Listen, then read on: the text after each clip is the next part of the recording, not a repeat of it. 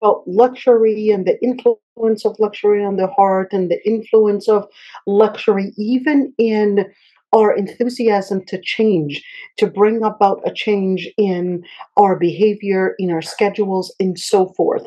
Now, one thing we did talk about the influence of taraf in terms of, yes, our heart, and in terms of the influence it has on our ability to make a change and so forth. Yet, this time we're also continuing with the piece in talking about a taraf in from the perspective of, well, what taraf are we talking about? What exactly makes taraf? What exactly makes luxury? What exactly makes that piece that's taking us away from focusing on al-akhirah? Now, remember, when we talked about it taraf, we really focused on the part when we said that what taraf is all about is connecting you with dunya and distracting you from akhirah. So it's connecting you to dunya, and the more you get from dunya, the more, think of it as a magnet. So it's like a magnet, it just absorbs you. It takes you in without you recognizing. And there's the most important thing that acts the magnet to take you deep and suck you into the dunya is really property and wealth. Now, as a human being, we basically see wealth, property, or generally, when we're talking about money, we see it as a mean of survival because it's part of our instinct that as human beings, we recognize that the more that we take from dunya, the more money we get, the better the privileges and the advantages that we are capable of securing for our life. And that way, we would consider that money is the way to securing life. Money is this way that helps us get the privileges and so forth. And we recognize the importance of money. But what there's a catch to it because what we don't recognize is that yes, it is part of our instinct, but it actually takes us away from focusing on the akhirah. How does it do that? So, as a human being, Allah subhanahu wa ta'ala was always reminding you of your own weakness as a human being in order to connect to Allah subhanahu wa ta'ala. So that's why Allah subhanahu wa ta'ala would tell us, Abdi, my servant, or would remind us of our faqr, our poverty, or our illnesses, or the different things that act as weaknesses in order to remind us to connect to Allah subhanahu wa ta'ala. In other words, that we shouldn't actually take advantage of the privileges that we might be getting, but we should remember our weaknesses in order to remember our ubudiyya or servitude to Allah subhanahu wa ta'ala. And that's why you would see in numerous ayat where it's focusing on the main thing that caused different nations to fall into the fitna or the different trials, or let me call it the different blindness from recognizing the purpose of their creation was really money. Let's see in different ayat. So let's see this ayat. إن كان ذا مال وبنين إذا تتلى عليه آياتنا قال أساطير الأولين. Speaking about al-Walid ibn al-Mughira, that he actually had the wealth, the money, of course, and also had the children, and that actually acted as him thinking that that privilege is going to guarantee long life, going to guarantee the privileges for him. Therefore, he's not in need of anyone. And that resulted in arrogance, where one, it led him to dealing in lots of injustices, and two, and which is the most important part, led him to not recognizing his Lord. Now, that's a very important point here. So when you actually look at you recognizing your weakness, you recognizing your weakness as a human being, or your weakness in where you want to connect yourself to Allah subhanahu wa ta'ala with Him giving you the needs, that's what will actually get you redirecting your focus from focusing on yourself, and which is why the word believing in yourself is actually a dangerous word. Although, yes, they'll tell you, well, we don't mean by believing in yourself to mean that you are the God. But they'll say that it's another way of saying believe in the powers, your capacities, and your confidence, and be confident. But it actually carries a lot more than just saying, well, yeah, it's a metaphor of saying believe in your capacities.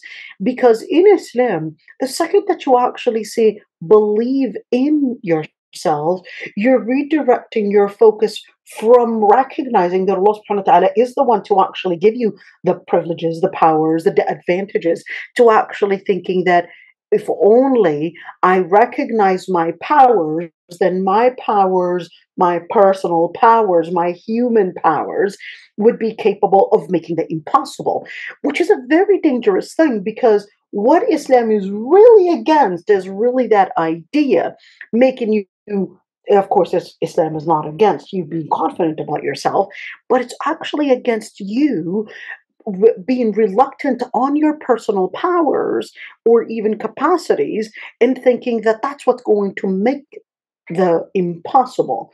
That's why Allah subhanahu wa ta'ala was focusing in numerous ayat from thinking that your money, your wealth, your children, the privileges that you have are going to be the ones to lead you to savior, or lead you to security, or lead you to the advantages. And what Allah subhanahu wa ta'ala is always reminding us is that إِذَا تُتْلَى عَلَيْهِ آيَاتُنَا قَالَ أَسَاطِيرُ الْأَوَّلِينَ. What these people, and especially the people that had the wealth, that had those privileges, what that led them into is really looking at the privileges and focusing on that, and blinded them from even hearing, and this is a very important word, from even hearing the words of Allah subhanahu wa ta'ala. They can't hear the words anymore. Why? Because it's not, if you would ask them to repeat the words, they would repeat it. So it's not like they can't hear the words, but فإنها لا تعمى الأبصار ولكن تعمى القلوب التي في الصدور. It's not the eyes that cannot see, but it's the heart that becomes blind from seeing. And that's the same thing. It's not that they cannot hear the words to be able to repeat it. It's that the words didn't even go beyond their ability to recognize probably the words or the sound of it, but it did not actually go farther than their ears to listen to it. In other words, it didn't get processed in the brain, and certainly didn't even get processed in the heart. And that's why they become so arrogant. They become so blinded from hearing the words, and so deaf from hearing the words of Allah subhanahu wa ta'ala, or so blinded from seeing the miracles of Allah subhanahu wa ta'ala. Which is why, if you actually look at the privileges in Taraf, that is where Allah subhanahu wa ta'ala would emphasize, yes, we're looking at wealth, we're looking at children slash family, and also alhaakum al-takathur. So another thing, alhaakum al-takathur, well, the word alhaakum al-takathur, one thing, the context of that ayah is that the Arab, they are very infatuated with family, tribes. And of course, because they would consider that family is a sign of privilege, is a sign of getting support, power, etc. And it becomes something that, of course, the more primitive the society, the more they depend on the different support, whether it's from family, wealth, personal privileges, etc., in order to survive. So when they would go to even the grave site, and they would say, well, hey, most of the people that were even buried in this grave site or the cemetery are basically from our tribe. In other words, they were just so busy in making family, or even so infatuated that they're so proud that even the people that were buried are actually part of their clan. So where they're looking at, well, the people that are buried and the people that are living are basically to resemble support, to resemble security, to resemble power. And that became something that also gave them the arrogance. And here's one thing is that when you look at this word, حتى زرتم المقابر, yes, it was when حتى زرتم المقابر, and then كلا سوف تعلمون. It was taking us into, well, when you are infatuated, and there's that part when you're looking at wealth and you're recognizing the privileges with it, Allah subhanahu wa ta'ala is basically giving us a hint. The second that you recognize privileges, if it's a body privilege, I want you to take a moment to actually visit the ill. If it's probably a privilege of family, and you take a moment and you think of, hey, I've got the privilege of family, etc. I want you to actually go visit the dead, the gravesite. Take a moment to do that rejuvenation, to rethink about the akhirah, to rethink about the real things that count, which is really your amal salih. And that's why Allah subhanahu wa ta'ala was telling us. Somebody might say, well, I no, I don't like money, and it's not always on on the top of my mind, etc. But Allah subhanahu wa ta'ala is telling you, well, actually, وَتُحِبُّونَ الْمَالَ حُبًّا جَمًّا. It's actually part of your instinct. It's because you would feel that it's part of what gives you security. That's why Allah subhanahu wa ta'ala would tell us what actually led many into arrogance or immorality was really الذي جمع مالا وعدده. So money and focusing on money, securing a job, securing those privileges. We're not saying don't secure your privileges.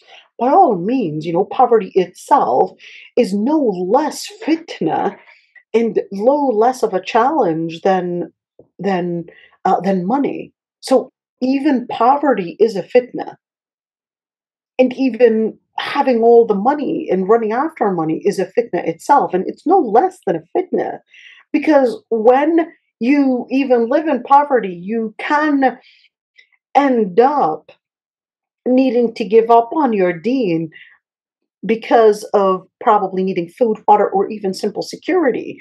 And we're seeing that a lot of Muslims are right now losing their deen or their children's deen because they are basically living in a low class area with a high rate of crime rate, high rate of drugs, and all these different things. And it was really poverty that led them to living in those areas. And then they ended up being exposed more to the fitna there. So there's no doubt that sometimes money can actually be a privilege that can even support your deen. So we're not talking about that. We're definitely considering that, a balanced vision, a balanced perspective in how you see money. So we're talking about somebody that is considering money as their focus, or considering their jobs, and securing the job to them is more important than probably going for Jum'ah, or probably securing their religiosity, or to them having a nice home, etc., is more important than probably getting a simple job and living in a simple home, and so forth. Now, that's why when you connect وَيْلٌ لِكُلِّ هُمَزَةٍ لُمَزَةٍ, now wail is a valley in hellfire. نسأل الله العفو والعافية. But here's one thing. الهمزة and الlumaza is basically a morality or an immorality. What is it? So الهمزة and الlumaza is when a person is talking about somebody behind their back, but not directly. In other words, they're really hinting. So let's just say we're sitting together and there's somebody else that's sitting, and somebody else comes in. But then you had a previous conversation about that person. You didn't directly say anything about that person, but you probably had given an eye gesture or probably a body movement to mock the person's clothes, to mock the person, to hint their poverty, to hint something that is supposed to be condescending about them. That's al-humaza and that's al-lumaza. Now, definitely those that would practice this type of immorality are really the ones that are arrogant. So who are the people that would be in this level of arrogance? Allah subhanahu wa ta'ala related it to الذي جمع مالا وعدده. Those are actually the people that would spend a huge and a large amount of time just counting their money, just thinking about how much money is coming in, how much money is going out, and what jobs to get, and how to secure what to buy. And this is really important because what right now maybe we don't spend so much time counting our money, because all you need to do is really look into the bank statement and it's going to tell you the amount of money that's coming in, the deposits and the money, the expenses and all these different things, the money coming in and the money going out. So you're not really spending an amount of time. This is actually a metaphor. So this is not necessarily talking about the amount of time that you're spending in counting the money. But this is also talking about the amount of time that the person is using to get in more of property. So that would include shopping, whether you're online shopping or whether you're shopping in person, the things and the time that you would spend in getting more of dunya. This is what it's relating to. This is not a literal wording of jama'a mala wa adada, just counting money, but this is actually, like I said, a metaphor. يحسب أن ماله أخلده. Well, the implication, the impact of that wealth and the shopping and all that infatuation, that infatuation with trying to get more of dunya, the implication of it is that in their subconscious mind, they're actually thinking that that is going to secure a better life for them, secure a better akhirah, or that's going to redirect their focus from dunya, from akhirah, to just thinking about their dunya. They're going to forget about their salah. They're going to start forgetting about the priorities even. And this is extremely important because when we're talking about priorities, in order to secure probably a spacious home, they need to give up on certain things. They might need to give up on their Islamic schooling. Why? Because they need to make sure that they have enough funds or enough money in order to have a spacious home. So they start giving up on certain things in their dunya, in their akhirah, that basically goes for their akhirah in order to maintain a better dunya. Which is why when you look at كلا إن الإنسان لا يطغى أن رآه استغنى. Now, when you look at this ayah, it really goes into, so we're looking at, a number of different ayat that are actually focusing on wealth and how wealth does redirect our focus on seeing al-akhirah. كلا إن الإنسان لا يطغى أن رآه استغنى.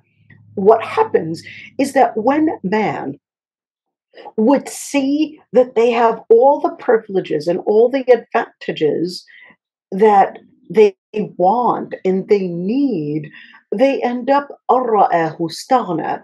Then when it's time to recognize the Lord Almighty, they basically feel that, well, I've got it all. I don't need anything from Allah subhanahu wa ta'ala, which is really dangerous.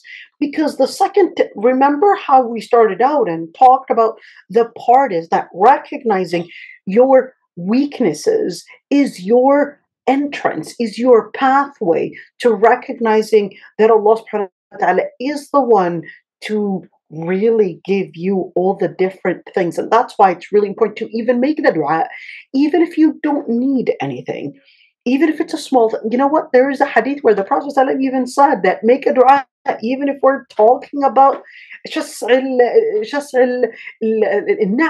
which is even if you wanted to tie your shoes, make a dua to help you tie your shoes, or make a dua to probably lose weight, or make a dua to probably fix your door, or whatever it is. Well, the dua is not necessarily that you're not capable of doing it, but it's to keep you connected with Allah subhanahu wa ta'ala. That's why when you look at the directions and the teachings of the Prophet, it was always telling us that how to live a balanced life where you're focused on. Let's say this hadith. قد أفلح من أسلم ورزق كفافا وقنعه الله بما آتاه. So what is the best thing? The Prophet ﷺ says in this hadith, the one to be successful is the one that submitted to Allah subhanahu wa ta'ala. وَرُزِقَ كَفَافًا. وَرُزِقَ كَفَافًا means that they were granted the provisions, but the provisions that they were given were kafaf. What is kafaf? Kafaf is in moderation. So they weren't tremendously rich, but they were given kafaf. It was an amount that is moderate, an amount that was just what they actually needed to sustain their life. وَقَنَعَهُ اللَّهُ بِمَا آتَاهُ. And they actually got a very important, a key thing to living happiness. قَنَعَهُ اللَّهُ بِمَا آتَاهُ. That they were satisfied with what Allah subhanahu wa ta'ala had given them. They got the satisfaction. And this is the best privilege. The privilege is not the money. The privilege is satisfaction. You can have all the cars and you can have all the houses, but if you're constantly just looking to get more, then you're not actually enjoying what you have. And this is important to keep in mind. Recognize what you have, and recognizing the privileges that you have is your key to recognizing the best and the most precious value. It's not what's missing. If you're constantly looking at what's missing, then you're constantly living in feeling deprived. And this is one of the main reasons of many are going into depression, because especially with social media, where people are just showing us all the different privileges, and not really necessarily that that's exactly what they have, but sometimes we just start thinking, it becomes into this subconscious mind in where we're feeling that, oh, I look at that person, she's got a car, the beautiful car, beautiful home, etc. And you start feeling deprived. And once you start feeling deprived, it starts affecting your confidence, your relationship with Allah subhanahu wa ta'ala, because you're feeling that Allah subhanahu wa ta'ala is not giving you the privileges that other people were granted. And it starts making you feel that you need to work harder in order to get those privileges and not focus on your akhirah. Well, that's why the Prophet ﷺ, look at this hadith. This hadith is gold. This hadith is gold. Let's listen to this hadith. من أصبح منكم آمنا في سربه معافا في جسده عنده قوت يومه فكأنما حيزت له الدنيا بحذافيرها.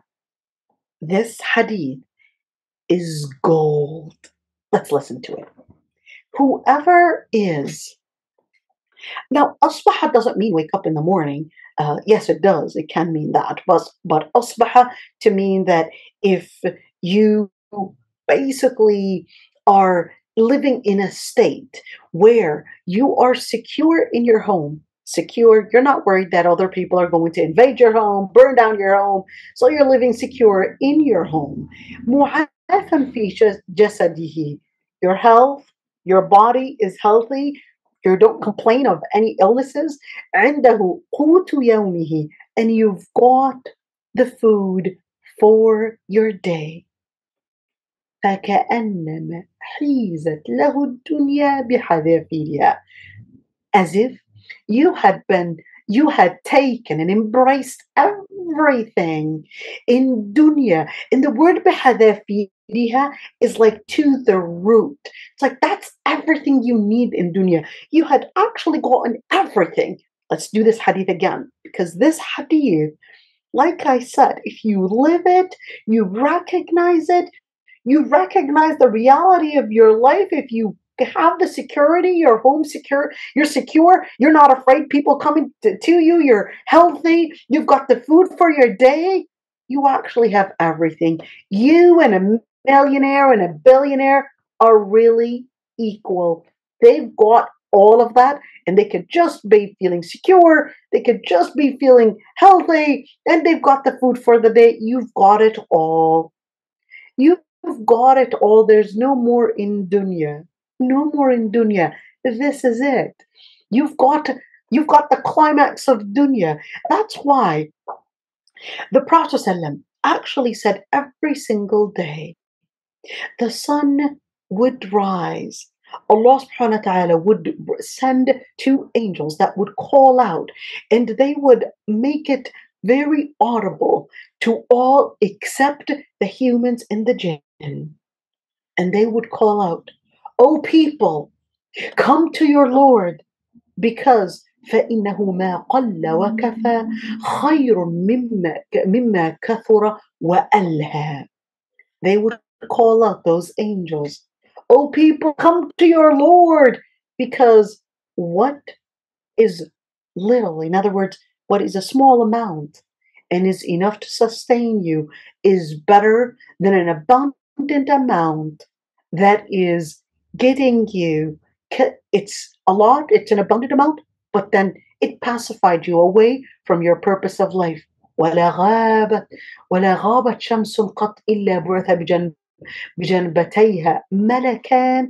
Every single day when the sun would set, two angels are then calling out, and they would let everyone on earth hear it except the humans and the jinn, and they would call out and say, "Allahumma a'ti munfiqan khalafa wa a'ti mumsikan talafa."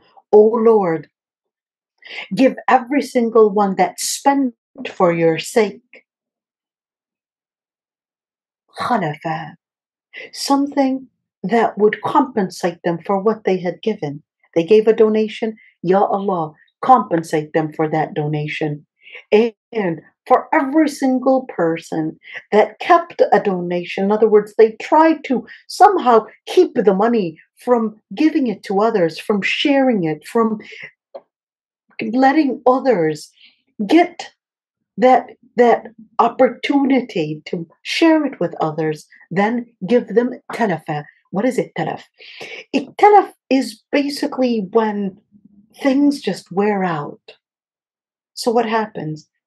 They keep the money, but with time, simple laws of thermodynamics basically lets them wear out, and then it just becomes something that just with time wears out, and it becomes of no value. It becomes of no value. In other words, it reminds me of the hadith when the Prophet ﷺ, said in the hadith, "ما نقص مال من صدقة." No wealth decreases from sadaqah, from a donation. Why? Because when you give a donation, what comes back to you is really more important and more valuable than the money that you had actually given. What value is that? That's the value of akhirah. That's the value of morality. That's the value of satisfaction. That's the value that you would actually get on the inside, recognizing Allah subhanahu wa ta'ala. And that's why Umar ibn al-Khattab, he used to make the dua, اللهم لا تكثر لي من الدنيا فأطغى ولا تقل لي منها فأنسى فإنه ما قل وكفى خير مما كثر وألهى. Umar ibn al-Khattab used to make this dua. Ya Allah, don't give me from dunya an abundant amount. And then that might lead me to going astray. And don't give me a small amount and then lead me to probably forgetting my priorities. Because what is a small amount and giving me a satisfaction is better than an abundant amount and making me pacified. This is important to mention because Umar ibn al-Khattab learned from the Prophet ﷺ, إِنَّ الْمُكْثِرِينَ هُمُ الْمُقَلُّونَ يَوْمَ الْقِيَامَةِ.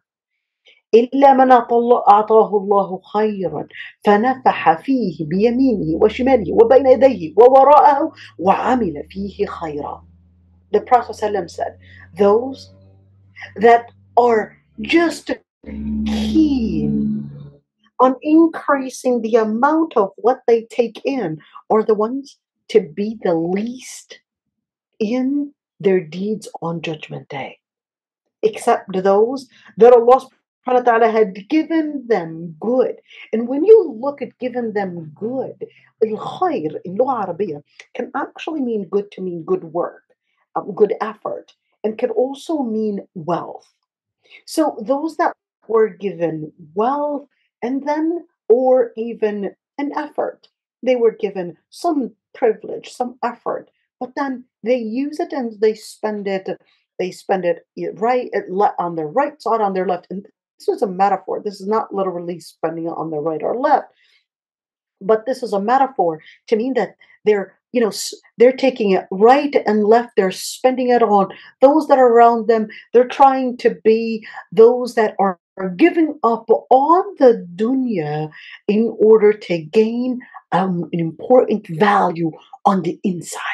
And this is important because the society that we're living in is always giving us in our minds that the true value of what makes you of importance is number one, the social status of probably education or probably wealth or probably social status, whether it's the CEO or whatever it is. And then these people start getting the privileges. And then later on, we start building the arrogance when we see somebody that probably doesn't have the degree that we might have, or probably is on the lower side of wealth, or is probably on the lower end of maybe not necessarily working a high class job, but they're probably janitors or probably working simple jobs, etc. We tend to actually later develop some sort of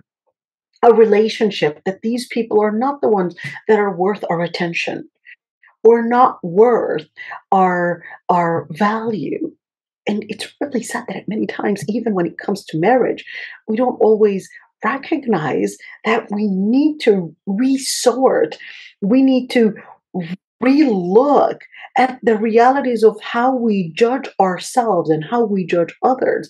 Because at many times we're judging people on the outside and not judging ourselves or even others based on what really matters, which is on the inside, which is the akhlaq, which is the tazkiyah on the inside. Yes, we can't see tazkiyah, but one thing is that we can see certain signs of what that person really is and how we judge it. That's why the Prophet ﷺ was teaching us إِذَا جَاءَكُم مَّن تَرْضَوْنَ دِينَهُ وَخُلُقَهُ فَزَوِّجُوهُ, that if you get a marriage proposal of a man that has good piety and good akhlaq, then get them married. Why it was wanting us to reevaluate and rethink the way we judge a good candidate and a bad candidate. It wanted us to relook and correct, let's say it that way, correct the way we judge ourselves. And that's why Allah subhanahu wa ta'ala basically tells, well, those that basically consider their values and they would give, and they are the people of giving and not the people of making and not the people of taking in, whether they're doing and putting an effort to do what is good, then those are the people that are on Judgment Day, the ones to actually be at the higher rank. Because it's not an issue of how much you get from dunya, it's basically of how much you spend from the privileges that you were given in dunya to use it as an investment for the akhirah. And that's why Allah subhanahu wa ta'ala was telling us about the different nations that had preceded us. And He said, وَكَذَلِكَ مَا أَرْسَلْنَا مِن قَبْلِكَ فِي قَرْيَةٍ مِّن نَذِيرٍ إِلَّا قَالَ مُتْرَفُوهَا إِنَّا وَجَدْنَا آبَاءَنَا عَلَى أُمَّةٍ وَإِنَّا عَلَى آثَارِهِم مُقْتَدُونَ قَالَ أَوَلَوْ جِئْتُكُم بِأَهْدَىٰ مِمَّا وَجَدتُّمْ عَلَيْهِ آبَاءَكُمْ قَالُوا إِنَّا بِمَا أُرسِلْتُم بِهِ كَافِرُونَ. The different nations, Allah subhanahu wa ta'ala tells us, well, you want to go back and restudy what happened to those nations. Why did they actually take the wrong paths? Why did they get into that? And that's why Allah subhanahu wa ta'ala was emphasizing, you look at those nations and when they had somebody, whether it's a prophet or whether it's a pious person to tell them, go back to Allah subhanahu wa ta'ala, to remind them of the akhirah, to remind them of all of that. إِلَّا قَالَ مُتْرَفُوهَا. The ones that were living, and here's the word taraf, those that were living in luxury, they will just say, إِنَّا وَجَدْنَا أَبَأْنَا عَلَى أُمَّةٍ. Well, we found that our ancestors had actually given us a certain privilege. Well, they wanted to say that, hey, we reevaluated the past experiences, and the past experiences were basically telling us that that is the key to success.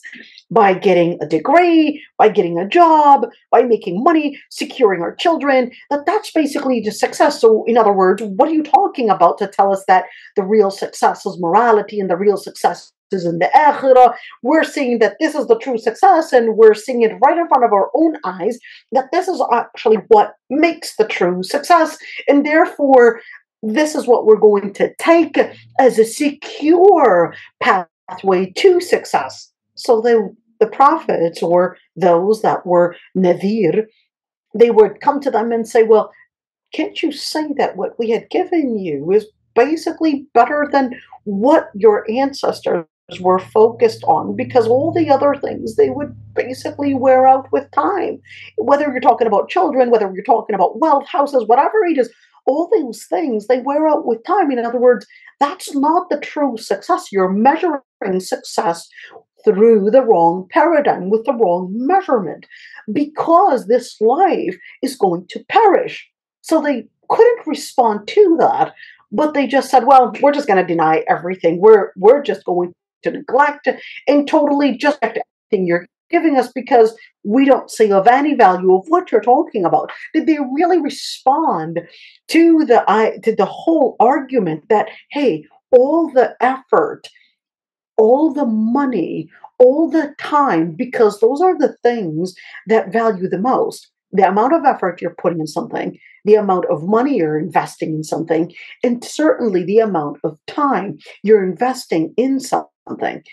In this that we're living in, we simply look at those things, that the amount of time, effort, and money that we would invest in something that it's supposed to be bringing us a simple, basically guaranteeing us a simple law of result, telling us that that's what's going to guarantee that success. That's what's telling us that if you want to get to that success, well, all you need to do is invest your effort, invest your money, invest your time in order to get this success. And we end up investing all these three important things just to get more of dunya. This is important. So look at what you're putting your most of the money in. Look at your effort. What is the most effort? How much time are you studying to get a degree to guarantee a good, probably, job in the future? How much money and even when we're talking about an effort, whether we're talking about business or whether we're talking about studying, even if you're studying for a college degree, how much time are you really investing to learn more about your akhirah than learning about your degree for secular studies or whatever it is? How much time are you investing? How much effort are you actually putting for the sake of this dunya? So what Allah subhanahu wa ta'ala is telling you, look and review all of these things, because the nations that passed you, they also had thought that by investing these three things, that's going to give them the true success, and that they basically thought that the true success was really getting these privileges in this dunya. Now, the fourth thing, which is, yes, with money, a lot of times we may not recognize, with money we talked about before, homes, but there's one other thing, which is when it comes to cars, trying to expand in cars, trying to expand in different means of transportation. Indeed, there's no doubt. We're not saying, hey, I want you to, buy a broken car in order to be living the uh, you know, the the deen or the zuhd. All right. After all, Allah subhanahu wa ta'ala says, وَأَمَّا بِنِعْمَةِ رَبِّكَ فَحَدِّثْ. It's actually part of the deen, where if you've got the money, it's okay. It's actually part of living a good Muslim, where if you have the money to buy a car, not in installments of riba, but you've got the money, you can buy a nice home, that's all right. Buy a nice car, that's absolutely fine. In fact, it's بِنِعْمَةِ رَبِّكَ فَحَدِّثْ. It's part of showing the gratitude and showing the privileges that Allah subhanahu wa ta'ala had given you. It's part of, and it's a way of thanking Allah subhanahu wa ta'ala. So we're definitely, not saying don't live the ni'mah. Let's look at this hadith. The Prophet ﷺ actually said, إِنَّ اللَّهَ يُحِبُّ أَنْ يَرَى أَثَرَ نِعْمَتِهِ عَلَى عَبْدِهِ. That Allah subhanahu wa ta'ala, the Prophet ﷺ said, that Allah subhanahu wa ta'ala loves seeing the effect of his blessings on his servant.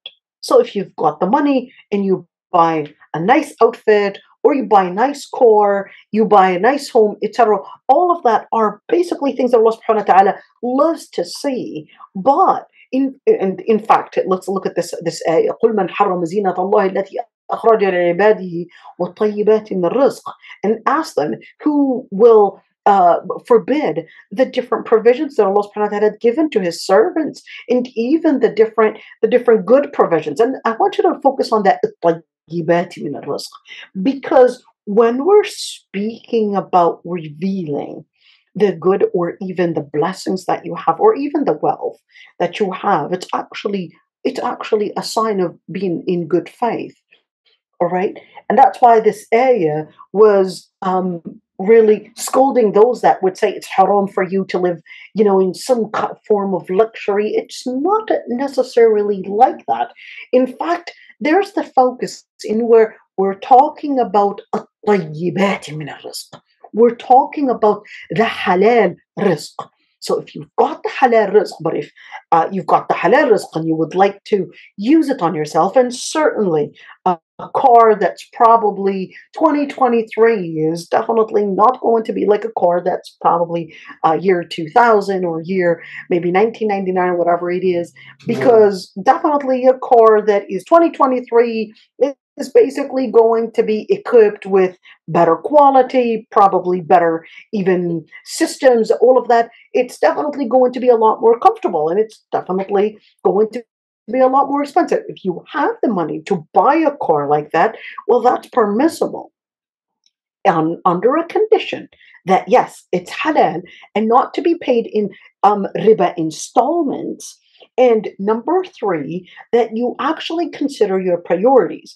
So in order for you to get a car that's probably 2023 car, but then in order to be able to pay for that car, which is probably $29,000 or $30,000, maybe you probably might end up, oh, well, I have to, in order for me to be able to afford that, I have to make sure that I have the funds for it. So I have to make sure that I give up on the Islamic schooling for my children in order to be able to afford a car like that. Well, then in that situation, you didn't consider your priorities. So when we speak of طيبات من الرزق, that would include the way the money is coming in and the way you regulate and manage your priorities and do the money management. The money management is part of recognizing, well, what and how do I fix the money management? So, number 1, securing your deen. So, first, that investment be to secure your deen and your children's deen. Number 2, the money management to secure your health. Secure your health, whether you're buying healthy foods or whether it's basically healthy area to spend the money to probably making sure that you've got a healthy home, etc. Number three is securing for your mental health. And when we say mental health, we're not just talking about mental health, a person's mental health to mean, lack of anxiety and so forth, but we're actually talking about mental health to also mean Islamic education, and also securing mental health. So that's number three. Number four is the part about chastity. You're making sure that you're living in an area, you're putting your money in investment to making sure that you're secure, your chastity is secure, probably getting married, probably get your children married if they need to, etc. Or even maybe you need to first get them used to it, and they're not dependent on you. And number five is probably that part about wealth, in where, okay, can I keep a savings on a side? How much of savings can I keep for probably future things to happen to me? So then you're doing that money management. This order and these priorities in money management is actually looking through the legal maxims or maqasid al-sharia to understand how to prioritize using your money and investing your money before you even go farther in expanding your lifestyle. Okay, so before you start expanding your lifestyle, you need to figure out your priorities first: your deen, your nafs, your aql, your ird, your mal, your deen, your piety, your religion, and your children's religion. Two, your health, and of course your life. Three, your mental health.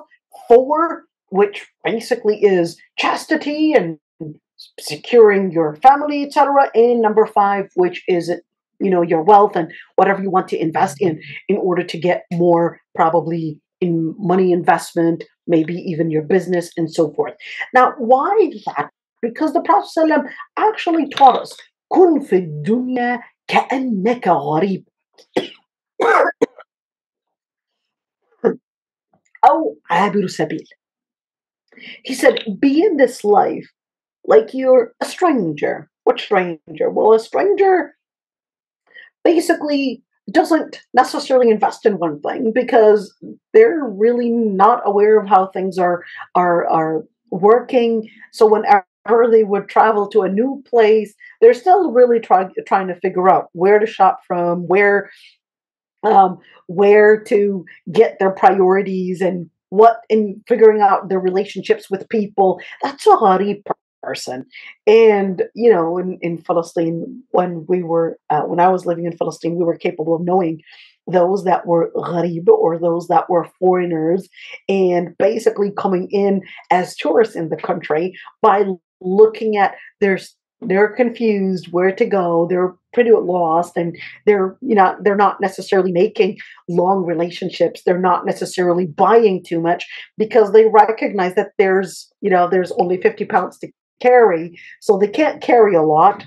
They're only taking a few items. They can't focus on shopping too much. They can't focus on creating long-term relationships because it's supposed to be just getting them sustained for the short time of stay that they're actually staying for. And that's why the Prophet ﷺ was teaching us, "Kun fi dunya ka'annaka gharib." Be in this dunya like you're a stranger, or abir sabil, or a person that's just passing by. You're not staying here, and at the end of the day, is that it's just a short-term stay. And that's why the Prophet ﷺ was teaching us that learn how to manage your relationship with the people around you. That's a short-term stay, and learn how to manage how you want to put in and invest in your dunya, that you don't want to take too much of a heavy load, because the heavy load is going to be a heavy load in the akhirah. So what should I invest in? Invest in dhikr. Invest in values and giving your children values. Invest in getting your real load of deeds for the akhirah. Ya Rab, may Allah subhanahu wa ta'ala make us amongst those. Let's look at this. Umar ibn al-Khattab. Now, I love this story. Umar ibn al-Khattab, when Bayt al-Maqdis, when al-Masjid al-Bayt al-Maqdis, which is Al-Quds, when it was basically surrendering under Muslim rule,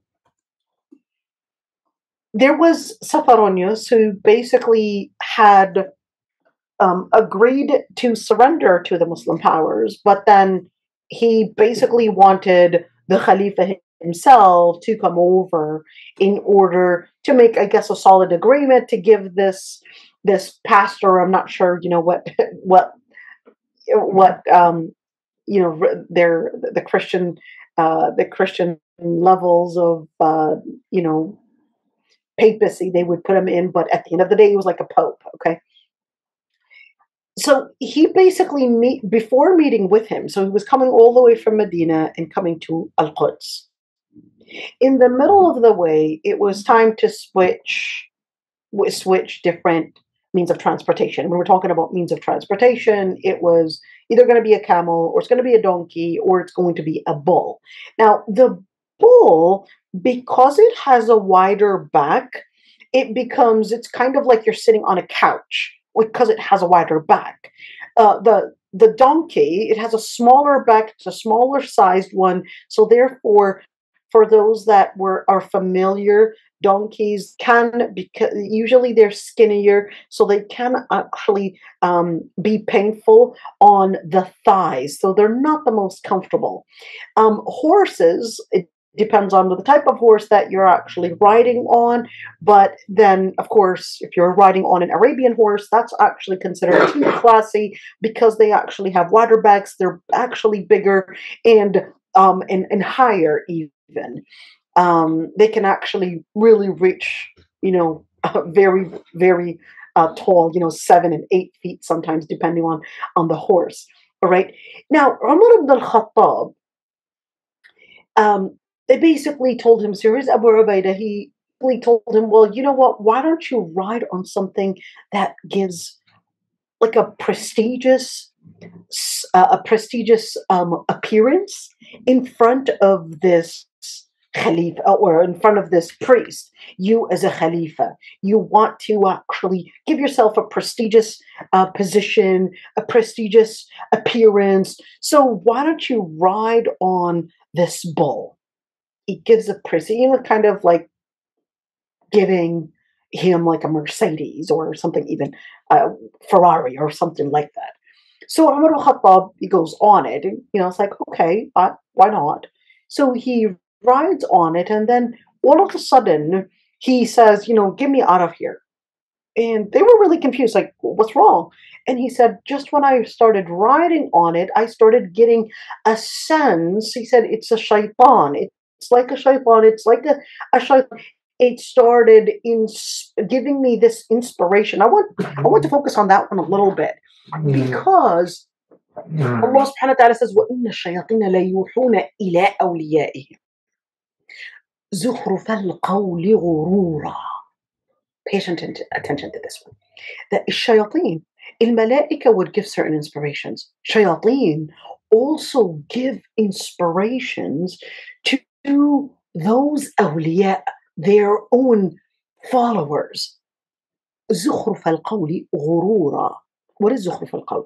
زخرف القول is a rhetoric, it's a narrative, but it's more of an emotional narrative that would give them some form of arrogance. So Umar ibn al-Khattab, when he went on that bull, he felt that that was like a shaitan giving him the inspiration that he was somehow of a higher level, he was prestigious, he was somebody that was at a higher rate of dunya. And he said, I fear that it might change my inside. I fear that it might change my heart, even though it was really something really simple. It wasn't this prestigious thing.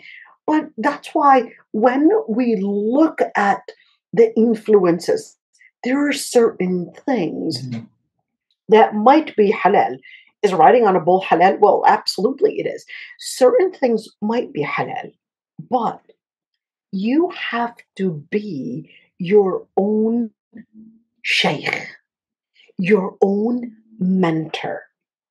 Not always you want to listen to a fatwa. Listen to this. Don't get me wrong. I'm not saying you don't want to listen to a fatwa and just, yeah, I'll just listen to my own fatwa. That's not what I'm saying. But when it comes to tazkiyah, we're talking about halal things here. We're not talking about something that's haram. I'm going to listen to my own fatwa and I'm just going to regard it halal. No, that's not what I'm talking about. I'm talking about things that are halal. So certain things that are halal, but you know, دع ما يريبك إلى ما لا يريبك. You know that something is halal. You go to the shaykh probably and they give you the fatwa, yeah, it's halal. But you know on the inside, although this is halal, but you sense something else on the inside that the person that's giving you the fatwa is not aware of. They're not aware of what implications it's having on your heart. Then you have to give the fatwa to yourself that this is affecting your heart and that you would like to give it away or you would like to let go of it. Why? Because the fatwa is using one category of halal haram, but not every halal is necessarily supposed to be something that is halal on you if you recognize that it has an implication on your heart. Although this is not necessarily for everyone, this is more for people that are trying to, let me say, reach a higher level of their Iman. This is not for everyone. Okay, but those that want to reach and want to imitate a higher level of السابقين الأولين, the صالحين, etc., so that they would actually find, in this lecture, well, I would like to go up higher. I would like to give up on some of the luxury in order to help me live the akhirah. You know, when and this is very common, this is a lot of times we would see people when they become Muslim, they convert to Islam, all right, or they decide that they want to do tawbah. So what do they do in the beginning? They would, especially women, they would in the beginning feel this hype of Iman. So they're feeling this hype of Iman, and every time they would stand for salah, they're crying and they're just so hyped in Iman. And this is common. Listen to this. After the hype of Iman, there comes a drop. They come to you and they would start crying. I lost my deen. And then they would go into this type of paranoia, thinking that, oh, I lost my deen. I didn't get into the hype of Iman that I had at once. What am I supposed to do? And they would come to you crying, and right now they're probably getting some shaitan inspiration, giving them into doubt and all of that. And they were enjoying the hype of Iman at one time, and then all of a sudden this drop. They get too scared. Well, here's one thing. When they get too scared, that is actually a sign of one. Yes, it's the Iman is still there.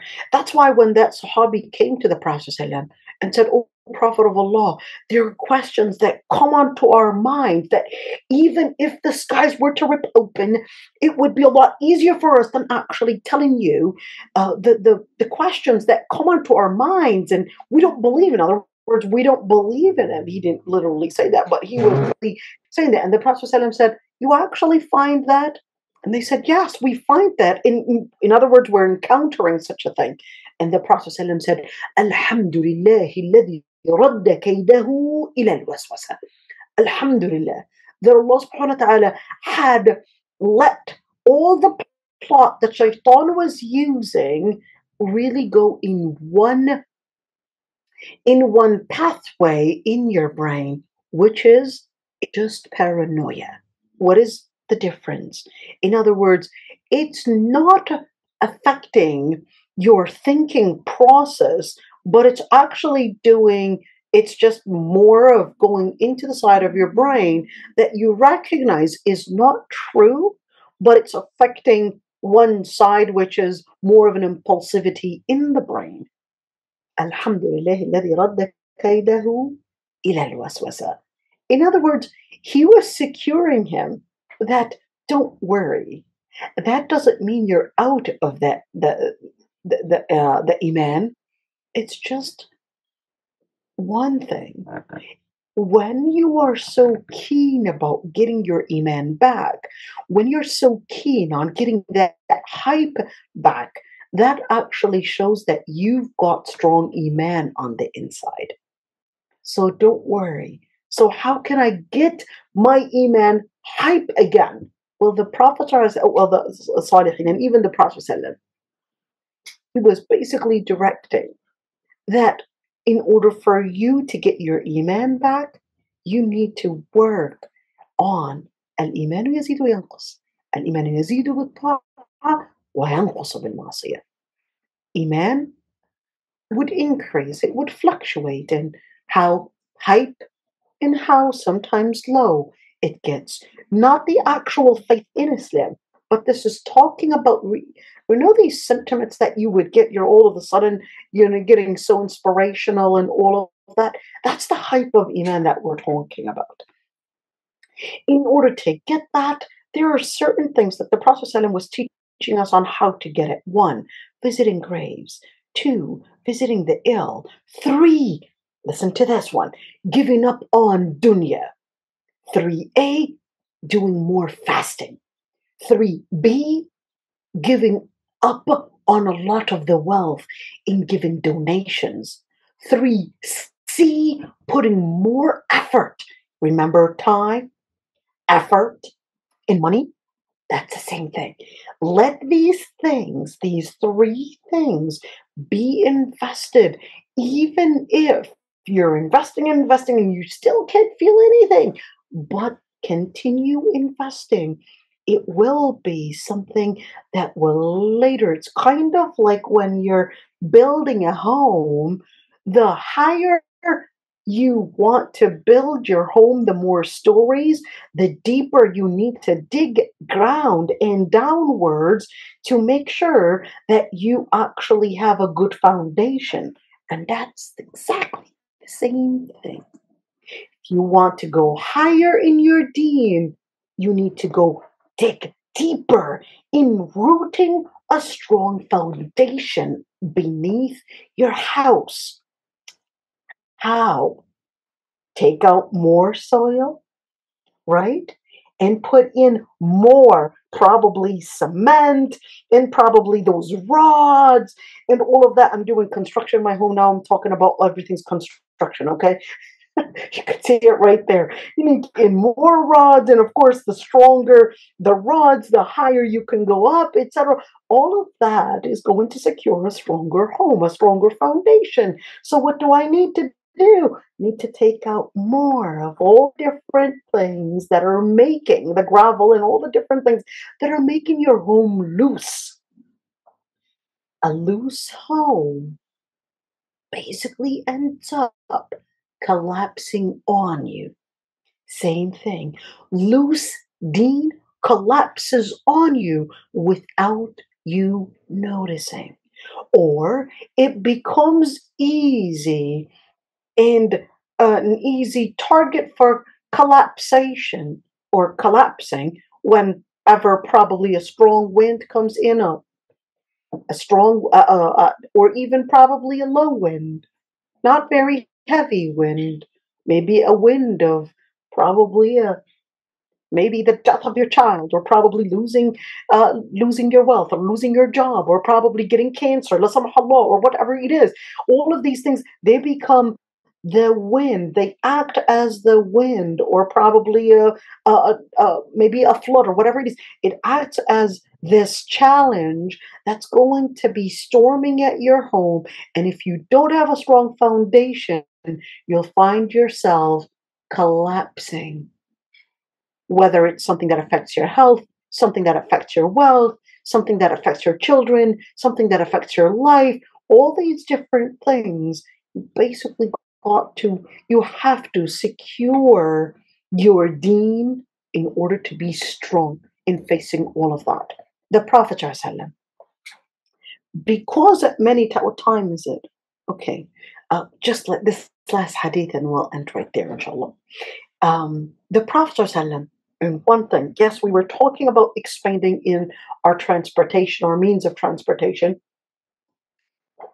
but there's also the other part, which is trying to expand in our homes. I want you to look at this hadith. The Prophet ﷺ said, من سعادة ابن آدم ثلاثة ومن شقوة ابن آدم ثلاثة.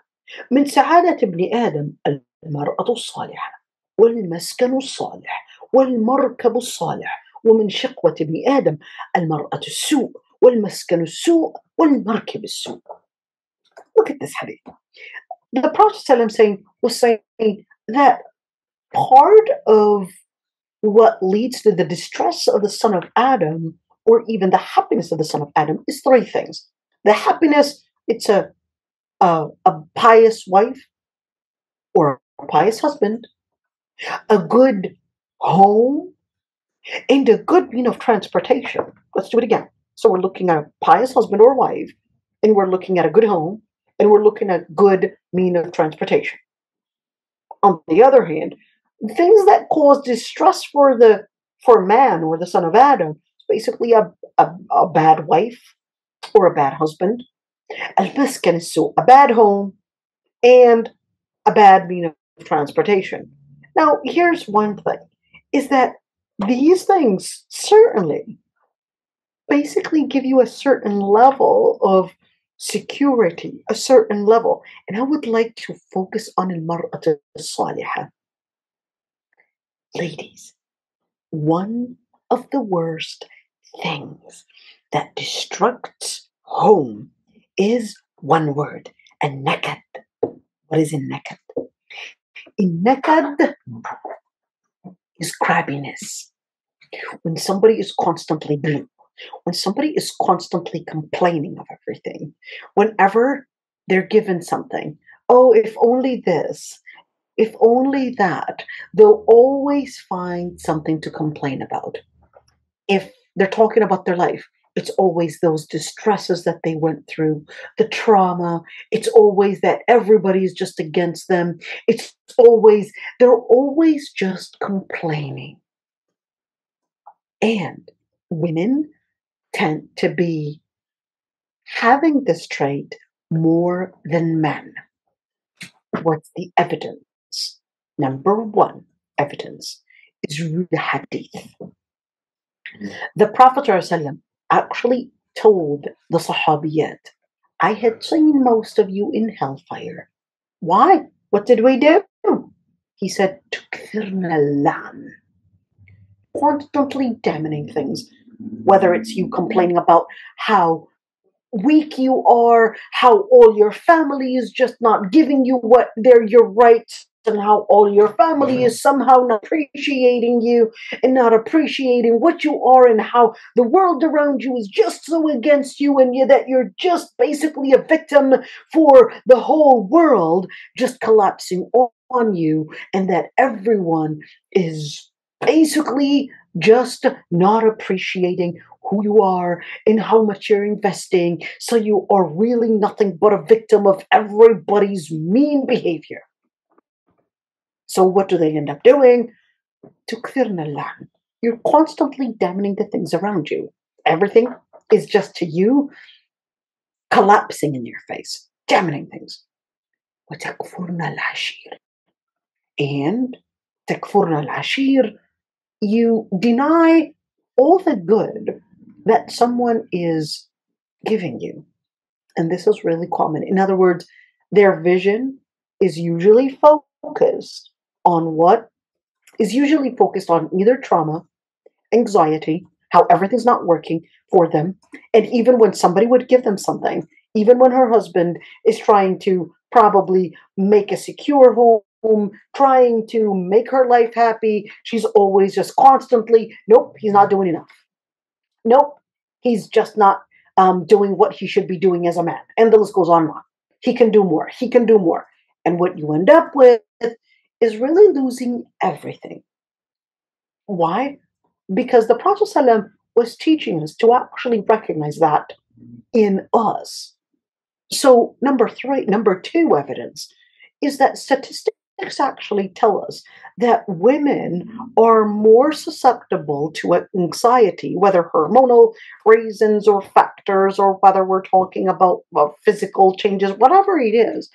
But we are more susceptible as women to getting into this type of behavior where we're constantly just complaining that everything is not working well with us, and we end up living this catharsis all the time because we just want to always consider that the world is at fault and it's not us.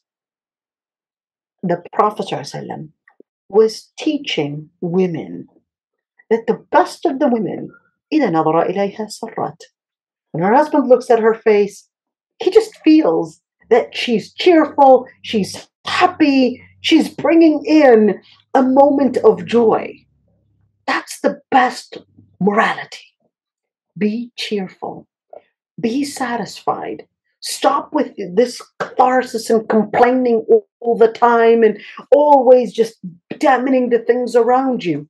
If you don't know how to do it, first, emulate it. Imitate it. Fake it. Later, it will become who you are. Learn how to emulate this personality, because that is one key to making your husband, your children, and the home around you actually live happiness. It's not about damaging things. And that's المرأة الصالحة. المرأة الصالحة إذا نظر إليها سرت. She would let her husband be happy, cheerful. It's constantly trying to make a cheerful place. And whenever her husband is absent, she basically maintains the security, the chastity, the home, etc. And herself, the wealth, recognizes that this is a responsibility in the eyes of Allah subhanahu wa ta'ala. المسكن الصالح. Having a good home is actually also, it's an advantage that even the Prophet ﷺ was telling you it's actually good. And in fact, it's a good key thing for living a maintained dunya and even akhirah. So we're not telling you to live in a hut, but we're basically telling you, look into those priorities of how you manage your dunya to get to the akhirah. I'll stop right here because I promised this would be the last place I would stop at. So here's a question. Are we allowed to get credit card just to build credit? The card is not charging internet when payment is done on time. It is hard at times to do without a credit score. So here's the thing, is that if you're taking a credit card and you're not paying interest, which is really hard, all right? You know, as much as you can, avoid taking in credit cards and taking in, even if we're talking about a credit score, all right? As much as you can, live your akhirah with your dunya without interest to get to the akhirah. But if there are situations, but don't be lenient on those situations and think, well, let me just cut corners to get to, so I won't need to make it hard and I can do that. But don't use the money. All right. So if you're just making the credit card and you're not using the money, or at least you're not getting into the riba, then there are some scholars that actually consider that that is permissible on a condition that you don't engage in interest and just use it for the sake of probably building a credit score, etc. Then in that situation, some scholars, I do not consider that that is the preponderant ruling, to be honest. I don't consider it the preponderant ruling because if we're going to fall for the system, and where the system is based on riba and haram, then if you don't have the money for such type of a luxury, we can live a simple life with halal. Let's not run after more and more luxury. Riba. When the Prophet ﷺ talked about riba, he actually talked about riba, whether the person that signs the contract of interest, or whether the person that is witnessing the interest, or whether the person that's approving it. And every single corner in interest is actually a dangerous thing and basically is haram. And the Prophet ﷺ was always telling us that if you really want to be, in other words, free, liberated in dunya and akhirah, stay away from anything that involves riba. So this is, to lay out. And Rabbi yahfadku ya Rabbi. If there are any questions, I'd be happy, inshallah, to answer any other questions, inshallah. I know we actually exceeded the timing, but that's all right. Let me see. Okay, inshallah, we'll continue next week, inshallah. Or is it next week? I don't know. Next week or the following week. And assalamu alaikum wa rahmatullahi wa barakatuh.